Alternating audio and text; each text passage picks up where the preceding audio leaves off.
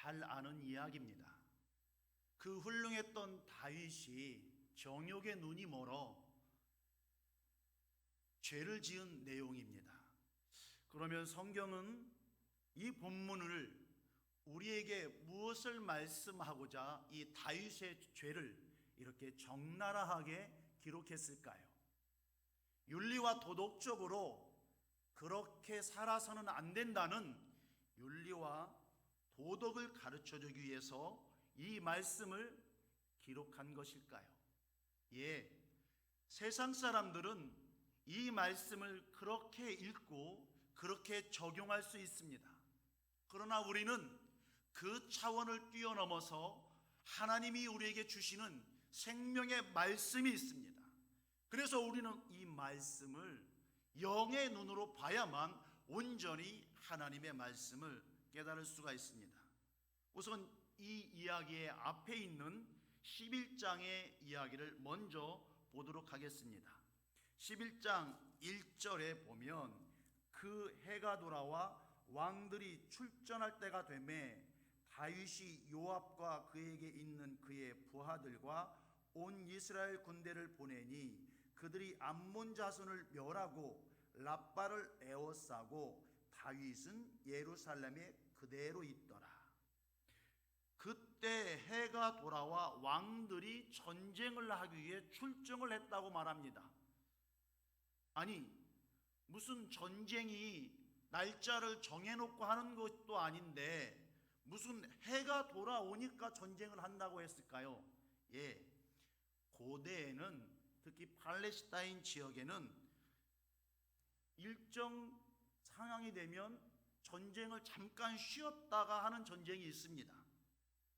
지금 이스라엘 백성들에게는 우기를 맞이해서 이제 추운 겨울이 지나고 봄이 되니 그들이 암몬과 전쟁을 하면서 일시 퇴각했다가 다시 전쟁을 시작하는 상황입니다.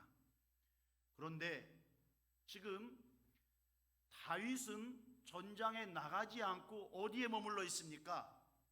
예루살렘에 머물러 있습니다. 고대 전쟁을 보면 왕들이 앞에 나가서 진두지휘하고 전쟁을 치릅니다.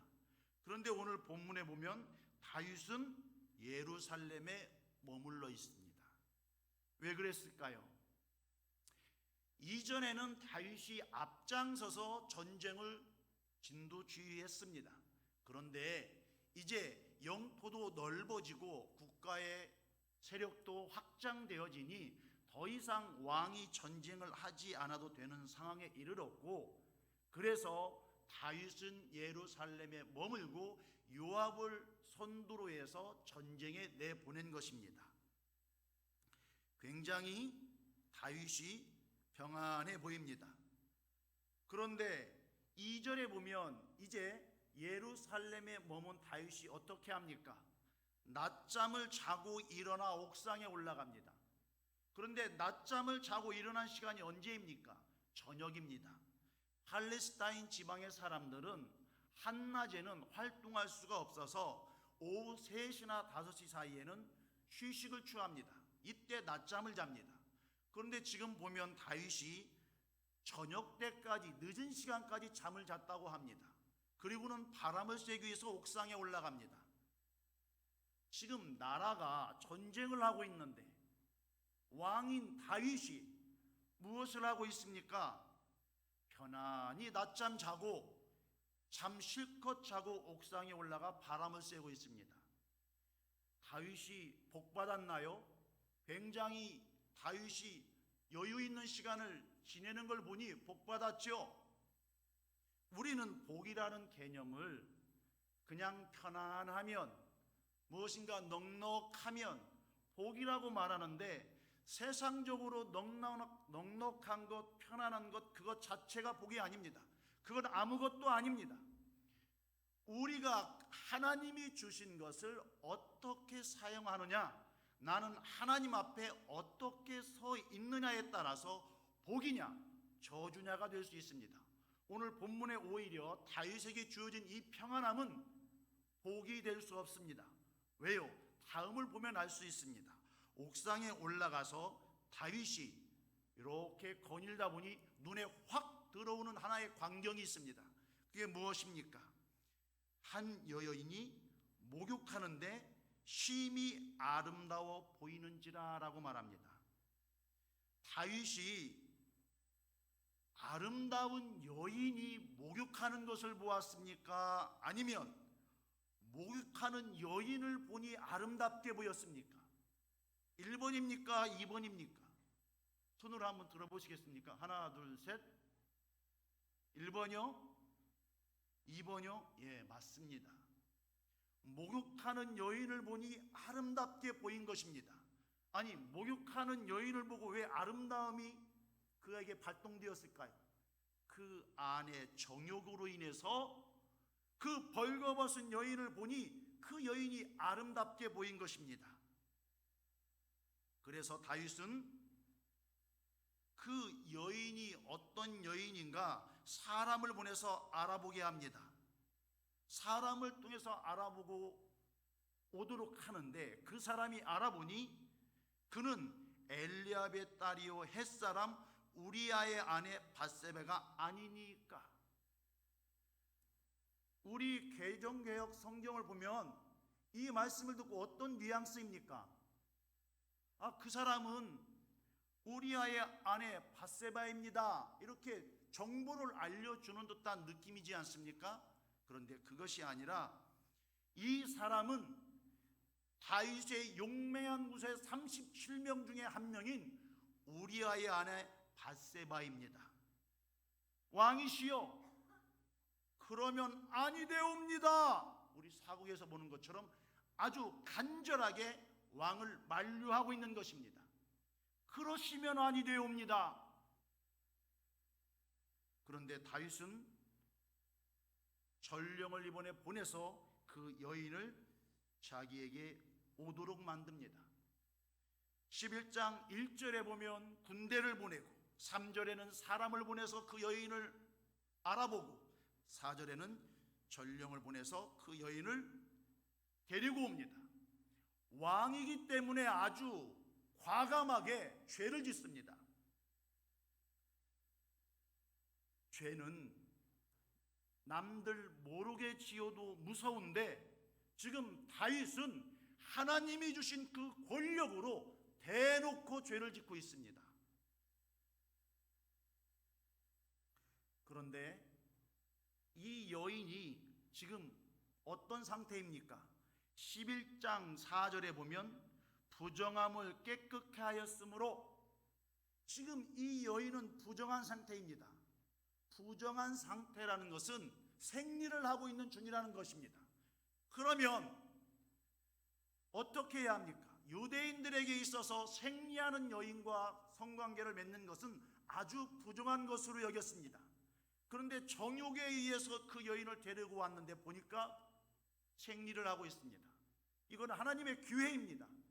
그냥 돌려보내라. 그런데 다윗이 눈에 죄가 씌우니 어떤 짓을 하냐면 이 여인이 불결한 기간이 끝날 때까지 궁에 내버려 두고 7일이 지난 다음에 이 여인과 동침합니다. 결국 이 여인이 임신을 하게 됩니다. 다윗은 이 여인이 임신한 사항을 알고는 우리아를 불러들입니다. 자신이 저지른 이 죄를 덮기 위해서, 감추기 위해서 우리아를 부르고는 다윗이 우리아에게 지금 전쟁 사항이 어떤가를 묻습니다. 이것은 진심으로 물어본 것이 아니라 거짓으로 물은 것입니다. 그러고는 너는 가서 이제 네 아내와 횃불을 풀어라 하면서 왕의 음식물까지 우리아를 뒤따라가 그를 대접합니다. 술 먹고 취한 김에 아내와 동침함으로 내 죄가 드러나지 않도록 하라는 은밀한 계획이 있는 것입니다. 그런데 이 우리아는 자기 아내와 동침하지 않습니다. 사무엘하 11장 11절을 우리 성도님들께서 한번 읽어주시면 감사하겠습니다. 시작.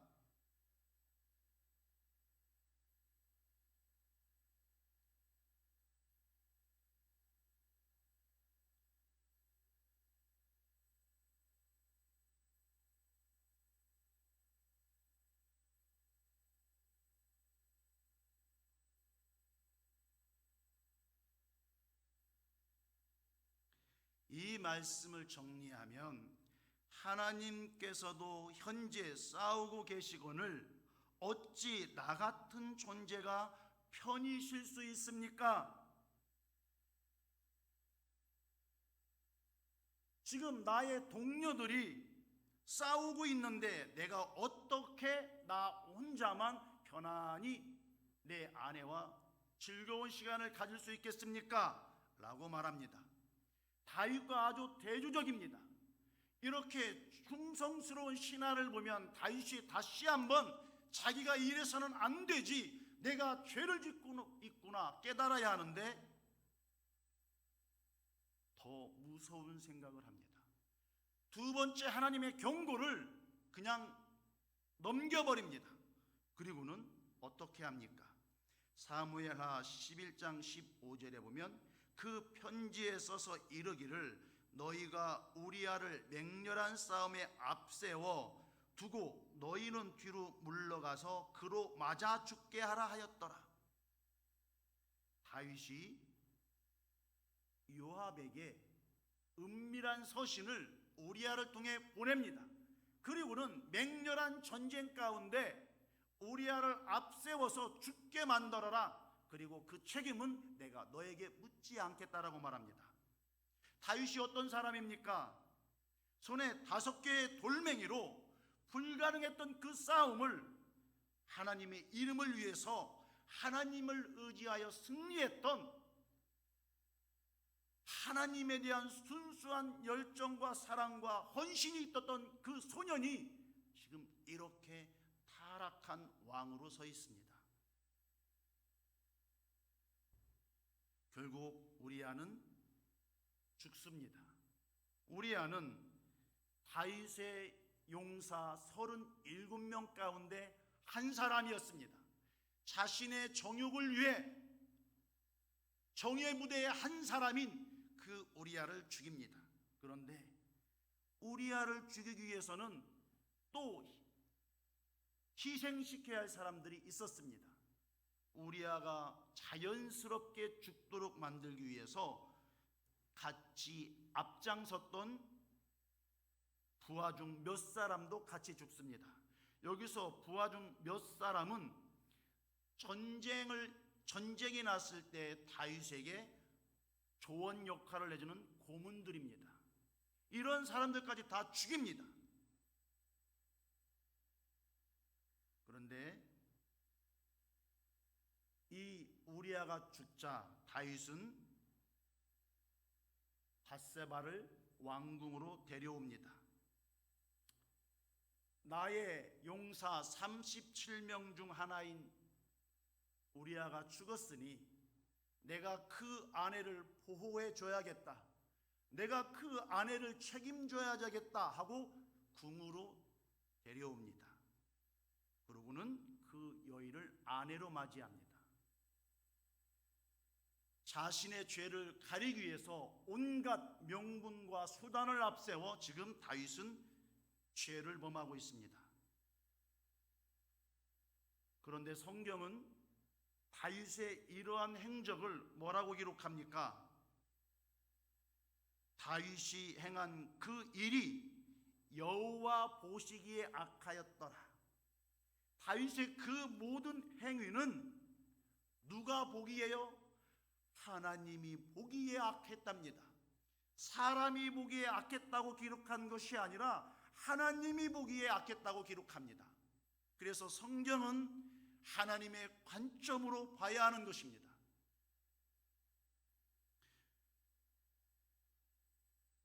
제가 여기 프리즘을 하나 갖고 있습니다. 이것으로 제가 세상을 보면 온통 초록색입니다.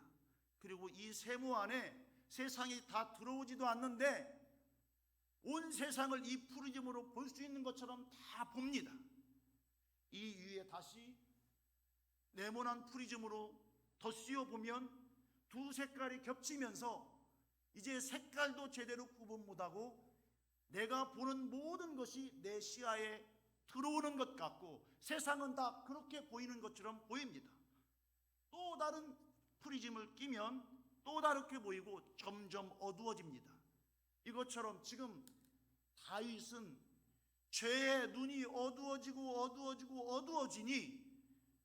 온 세상을 볼 수도 없고 자신도 볼 수 없고 하나님도 볼 수 없는 완전히 어둠과 흑암의 상태로 빠져버린 것입니다.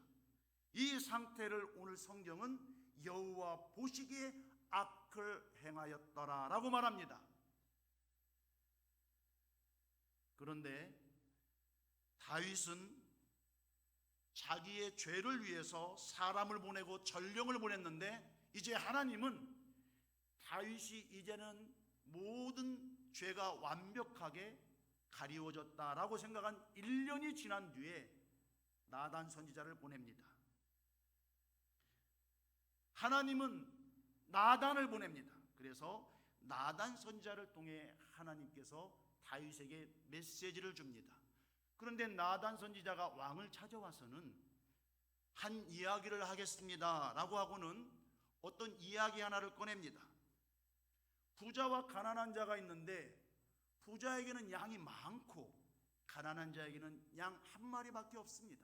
그런데 그 양 한 마리는 그 가난한 자가 딸처럼 여기는 양입니다.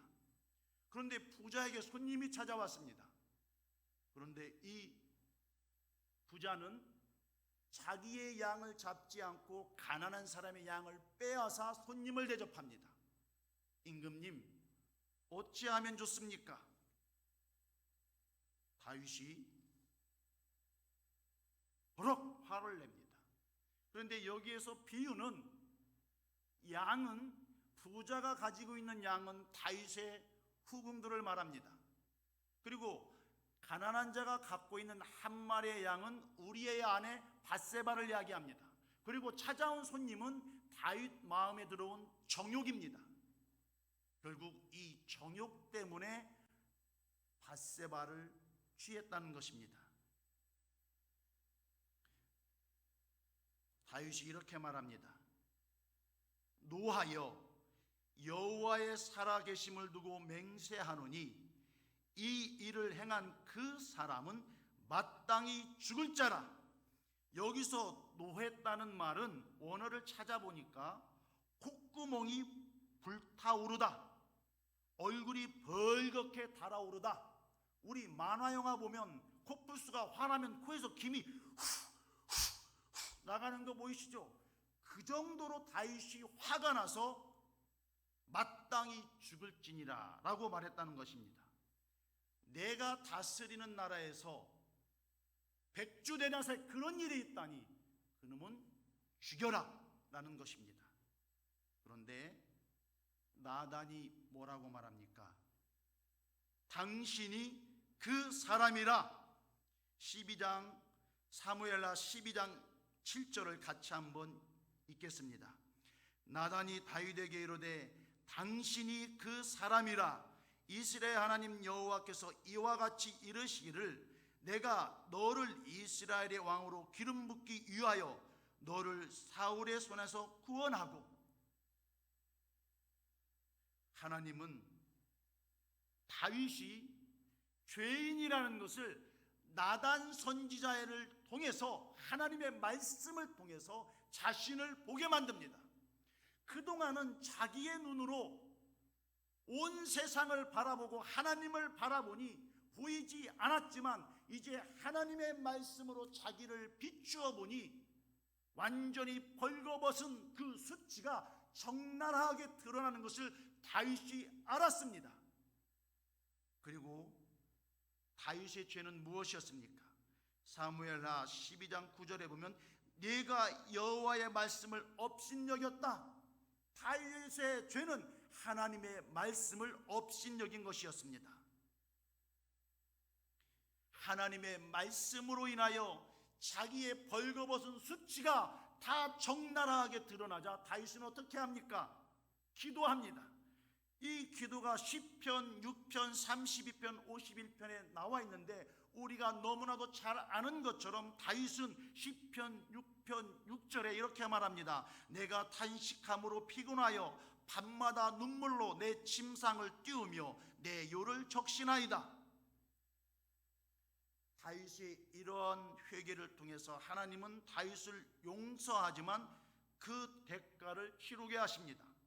그 대가는 자식들이 서로 죽이고 죽는 결과를 낳고, 또 어떤 아들은 아버지의 자리를 빼앗아 아버지가 결국 도망가는 상황을 맞이합니다.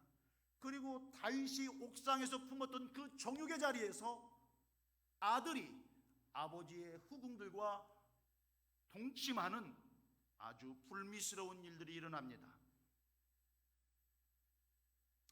그리고는 나단은 다윗에게 이렇게 말합니다. 여호와께서 당신의 죄를 사하셨나니 당신이 죽지 아니하리이다. 이제 다윗의 죄는 용서받았지만 그가 지은 죄의 대가는 다윗이 치러야만 했습니다. 이것은 예수 그리스도를 의미합니다. 당대 의인이라고 일컬었던 다윗도 결국 죄로 말미암아 죽을 수밖에 없지만 그가 하나님 앞에 무릎 꿇고 기도하니 그의 죄를 용서하는데 결국 죽음으로 용서했습니다. 마찬가지입니다. 우리 또한 하나님 앞에 죽을 수밖에 없는 다윗과 같은 존재이지만 우리의 죄를 대신해서 예수님이 십자가에 못 박혀 죽으신 것입니다. 왜 하나님은 다윗을 용서했을까요? 그것은 사무엘하 7장 12절 16절을 통해서 알 수 있습니다. 하나님이 언약하셨기 때문입니다. 하나님이 약속하셨기 때문입니다. 우리는 하나님의 약속을 나의 결단과 의지로 이룰 수가 없습니다. 사람은 그러한 존재가 못 됩니다. 그래서 하나님은 하나님이 약속하고 그 약속을 하나님이 이루십니다. 다윗은 의인으로 칭송을 받아도 부족함이 없는 사람이었습니다. 그런데 이러한 칭송에도 불구하고 도저히 용서받을 수 없는 죄를 지었습니다. 다윗은 죄에 가리워져 죄인 줄도 모르고 죄를 지었지만 하나님은 나단을 통해 하나님의 말씀을 선포했고 결국 다윗은 하나님의 긍휼로 인하여 회복되었습니다. 다윗이 죄인임을 깨달은 것은 하나님의 말씀이었습니다. 이 말씀이 육신이 되어 이 땅에 오셨습니다. 그분은 예수 그리스도입니다. 요한복음 1장 14절에 말씀이 육신이 되어 우리 가운데 거하심에, 이 육신이 되어 오신 예수님은 우리 죄를 대신해서 죽으시고 부활하시고 성령을 주신다고 약속하셨습니다.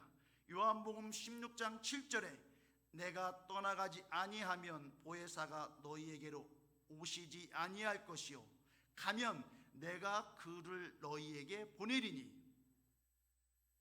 그런데 이 성령은 기도하는 가운데 임했습니다.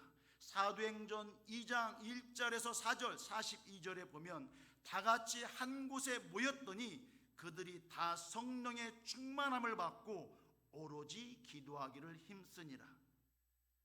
성령은 우리에게 모든 것을 가르치고 하나님께서 우리에게 말씀한 모든 것을 생각나게 하신다고 말씀합니다. 이제 세상의 윤리가 아니라 그 세상의 윤리와 기준과 철학과 사상으로 세상을 보는 것이 아니라 하나님의 말씀으로 먼저 내가 어떤 존재인가 나 자신을 비추어 보고 우리의 부끄러운 모습을 발견하고 하나님의 긍휼을 구하여 그 하나님의 긍휼 가운데 임하는 성령을 통해서 말씀이 깨달아지고 말씀이 생각남으로 인하여 우리의 비전들이 메시아 비전, 나의 비전이 아니라 하나님이 주신 비전, 메시아의 비전을 품고 이제 한 해를 마무리하고 다음 해에는 하나님이 기뻐하는 온전한 교회를 세우기 위해서 하나님의 비전을 품는 우리 우림교회 성도님들이 되기를 축복합니다.